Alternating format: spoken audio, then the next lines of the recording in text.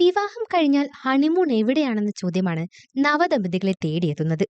വിവാഹശേഷം വിദേശ രാജ്യങ്ങളിലും മറ്റുമായി ഹണിമൂൺ ആഘോഷിക്കുന്നവരും നമുക്കിടയിലുണ്ട്. ഹണിമൂണിനായി വമ്പൻ പാക്കേജുകളും പല ട്രാവൽ ഏജൻസികളും ഒരുക്കി വരുന്നുണ്ട്. എങ്ങനെയാണ് ഹണിമൂൺ എന്ന സമ്പ്രദായം ഉണ്ടായതെന്ന് അറിയാമോ? ഹണിമൂൺ എന്ന വാക്കും ഈ രീതിയും ഉടലെടുത്തതിനെ പറ്റി നിരവധി കഥകൾ പ്രചാരണത്തിലുണ്ട്. അവ എന്തൊക്കെയാണെന്ന് നോക്കാം. ഹണി മൂൺ എന്നീ രണ്ട് ഇംഗ്ലീഷ് വാക്കുകളിൽ നിന്നാണ് ഹണിമൂൺ എന്ന വാക്ക് ഉത്ഭവിച്ചത്. ഹണി അഥവാ തേൻ എന്നത് അതിന്റെ രുചി പോലെ നവദമ്പതികളുടെ ബന്ധത്തിന്റെ മാധുര്യത്തെയും സന്തോഷത്തെയും പ്രതിനിധീകരിക്കുന്നു. ചരിത്രപരമായ തേൻ എന്നത് സമൃദ്ധി, പ്രണയം, ഫെർട്ടിലിറ്റി എന്നിവയുമായി ബന്ധപ്പെട്ടിരിക്കുന്നു. മധ്യകാല യൂറോപ്പിൽ നവദമ്പതികൾക്ക് പലപ്പോഴും തേനും വെള്ളവും ചേർത്തുണ്ടാക്കിയ ഒരുതരം പാനീയം നൽകുന്ന പതിവുണ്ടായിരുന്നു. ഇതെല്ലാം വിവാഹ ജീവിതത്തിലെ തേനിന്റെ പ്രാധാന്യം വർദ്ധിപ്പിച്ചു. മൂൺ അഥവാ ചന്ദ്രൻ എന്ന വാക്ക് ഒരു മാസം നീണ്ടു നിൽക്കുന്ന ചന്ദ്രമാസത്തെ സൂചിപ്പിക്കുന്നു.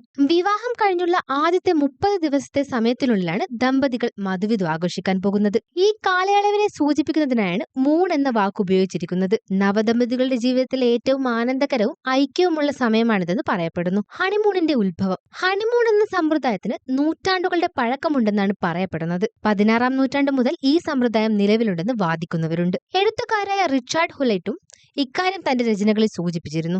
ബാബിലോണിയൻ സംസ്കാരവുമായി ചിലർ ഈ സമ്പ്രദായത്തെ കൂട്ടിയിണക്കുന്നു. ബാബിലോണിയൻ സംസ്കാരത്തിൽ വധുവിന്റെ പിതാവ് വിവാഹശേഷം വരന് തേൻ ചേർത്ത ഒരു തരം മദ്യം നൽകും. ഒരു ചന്ദ്രമാസം മുഴുവൻ ഇത് നീണ്ടു നിൽക്കും. ഹണി മന്ത് എന്നാണ് ഇത് അറിയപ്പെട്ടിരുന്നത്. പിന്നീട് ഇതാണ് ഹണിമൂണായി മാറിയതെന്നാണ് കരുതുന്നത്.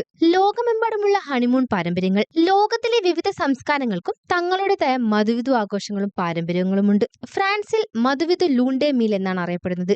ജർമ്മനിയിൽ ഫ്ലിട്ടൺ വേർച്ചൺ എന്ന പേരിലാണ് മധുവിധു അറിയപ്പെടുന്നത്. 19-ാം നൂറ്റാണ്ടുകളോടെയാണ് ഹണിമൂൺ യാത്രകൾ കൂടുതൽ ജനപ്രിയമാകാൻ തുടങ്ങിയത്. യൂറോപ്പിലെ സമ്പന്നവർഗം വിവാഹത്തിന്റെ ആദ്യ നാളുകളിൽ ബന്ധുക്കളുടെ വീടുകളിലേക്ക് പോയും മറ്റുമാണ് ഹണിമൂൺ ആഘോഷിച്ചിരുന്നത്. എന്നാൽ പതിയെ പതിയെ ഹണിമൂണിനായി മനോഹരമായ വിനോദസഞ്ചാര കേന്ദ്രങ്ങളിലേക്ക് നവദമ്പതികൾ യാത്ര ചെയ്യുന്ന സ്ഥിതിയും നിലവിൽ വന്നു.